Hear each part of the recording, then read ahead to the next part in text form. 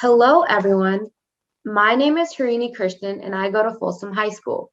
Welcome to Know Your Charity, a talk show series that I'm honored to be hosting in 2021.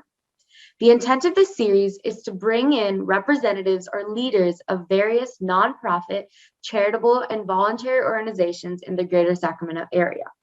I'm hoping through this series, we get to hear about the great humanitarian work that these people and their organizations do in the community. This should serve as an inspiration for students and their families to help out in the community, especially during the pandemic. Today, I have with me Sutanya Lopez, who works with WIND Youth Services. Sutanya Lopez takes a vision and makes it a reality through sound strategy development. She intuitively sees the threads of opportunity that WIND together an organization, brings them together into a coherent whole, helps others extend their thinking, and drives material change.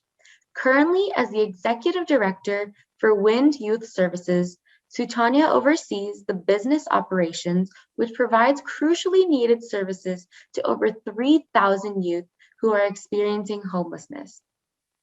Previously, during her 16-year tenure with Goodwill Industries Sacramento Valley, Northern Nevada Incorporation, Sutanya oversaw special projects, launched new programs, and was affectionately known as the Fixer. When Sutanya is not leading the organization, this motorcycle riding grandmother of 12 enjoys spending time with her husband, family, and friends. Thank you so much, Sutanya, for coming to speak with us today. Absolutely. Thank you, Harini. Thank you for having me. I appreciate it. Yeah, of course. So let's get right to it. So what is WIND Youth Services? WIND is a nonprofit in the Sacramento area who provides services to youth who are experiencing homelessness and or at risk. Okay, that's awesome. So what kinds of services does your organization do? Oh goodness, we have a full gamut of services here at our drop-in center downtown, 815 S Street in Sacramento, California, 95811. We provide we have a respite facility where youth can come here and sleep. We have shower facilities. We have a clinic. We have a school. We have general case management sessions that happen here to help youth reach their goals. Mm-hmm. We have laundry facilities. We give them 3 meals a day. We do groups. So it's a lot going on here. Okay. Too much to almost mention. Yeah, of course. It seems like you guys do a lot of things. So which part of the community does WIND cover? The Sacramento County. Okay, so all of Sacramento. Yes. Okay, that's awesome. From what ages do you serve the youth? So we serve ages 12 to 24, but here, generally speaking, here at the center, we see ages 18 to 24. Okay. If we have a youth that shows up who's under 18, we're immediately like, where are you going? Where are your parents? Why aren't you in school? Let's get you over to our adolescent shelter and figure out what we need to do for you. You're pretty young to be out here, so we react to adolescents much different than we do someone over 18. Okay, so if anyone below the age of 18, you try your best to bring them back to their families, correct? Yes, that's the goal. If it's safe too, because all situations aren't safe, but in the event that it's, I just ran away from home because I'm mad at my mom, we'll try to do family reunification and give them some support that they need. Okay, yeah. So as an organization in general, does WIND have employees or are there a lot more volunteers? We have over 50 employees. Okay. Pre-pandemic, we would have anywhere from 5 to 10 volunteers throughout our agencies coming here to the center to serve meals to our youth at our shelter facilities, doing groups and things of that nature. Okay, that's awesome. So talking about like the shelter itself and your youth that you serve, so these youth, do you go out in search of them or do they come to find you? They typically find us word of mouth. We're very well known in the community. However, we do have an outreach team that goes out about 3 days a week out into the community, to the river, to the encampments and identify and find youth in need of our services. Give them a flyer, let them know where we are, bring them back if they need to. And so that's pretty much how that works. Okay, that's awesome. And so I know that you said that there's a majority of the youth in your shelters are from 18 to 24. But say that if I know how there's like school and everything is all online now. So how does that work now for you guys? So for youth who are in our shelter system and or housing programs, we have case managers and support staff who help them, log on to Zoom if they don't know how to, and just kind of encourage them and help them through the process. Okay, so it's all still working from online and like computers Absolutely. and everything. Absolutely. Okay. And if I may ask, where do you guys get the funds for those types of equipment? We have several funding streams. We have federally funded grants. We have county, city grants, private donations. So we have a lot of different funding streams, gratefully. Okay, So yeah. we're happy about that, yeah. Okay, so like you said, 18 to 24 is where you majority have. So these kids, do they go to college? How does that work? Some of them do. We have some who, are in school. We have some who are working, some who aren't doing either. So we, when we meet a youth, we say, hey, what you got going on? Do you have the basic documents that you need to get a job? Do you have an ID, social security card? We want to help you get your birth certificate. Every case is different. The need is different for everyone. Okay, so teens do go out and find work, or you help them find a job? Absolutely. Yes, we have an employment specialist who helps them find jobs. Okay. We have internship programs. So we have a lot of different ways to get them into the community, working, earning an income and all that good stuff. Okay, yeah, that's awesome. I always have wondered this question. So especially like teens and stuff, do they ever feel like left out, or do they have a support system that they can lean on? We're the support system that they often have. Some youth who come to us, they come here temporarily, while they're, in transition, going through something at home, but some youth don't have anyone. And so that is what WIND is to them. Okay. That stability and that person, that agency that's always going to be there for them. Okay, that's awesome that you guys are their backbone for them. So how long can youth stay at your shelter? It depends on the shelter. We have an emergency shelter where youth who have been victims of violent crimes can stay for 20 days. And then the goal is for them to transition into our 90-day shelter, all while working with the case manager to reach their goals, whatever the specific goals would be for that youth. Hopefully after they leave our 90-day shelter, they go into our transitional housing program and possibly on to live independent, to live independently after the transitional housing program. Okay, so you always work their way up so they can be independent in the future. Yes, helping them get those, the life skills that they need to sustain on their own. Okay, yeah. Just from like a shelter in general, like how it's built, does like every youth, I know you probably depends on each shelter, but how does like the rooms work and like the meals and everything? How does that all work? They typically share. At our emergency shelter, we have 20 beds, and there are two bunk beds, so 4 beds to each room. Mm-hmm. At our 90-day shelter, there are just 2 youth in each room. Typically at our transitional age houses, at our transitional housing programs, they share and or have their own room. Okay. So again, it just depends. Yeah, of course. It depends. Yeah. Okay. So you said that you do use volunteers at your organization. So especially like students and youth, how can they help WIND?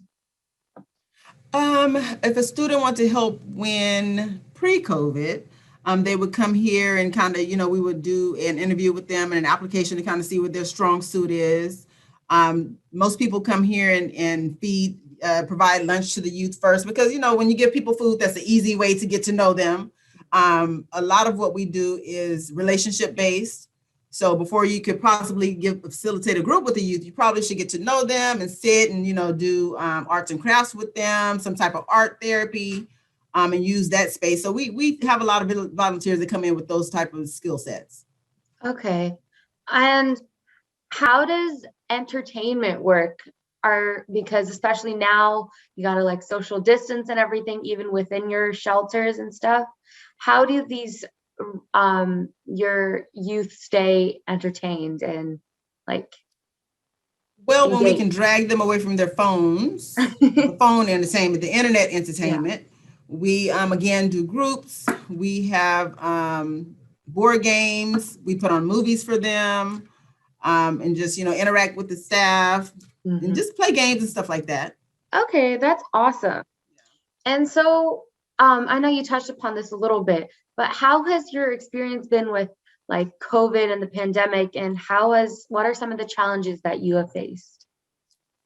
Well, initially the challenge was, you know, trying to make sure that we stayed open to provide the services to youth. And that's something that I'm happy that we've been able to do.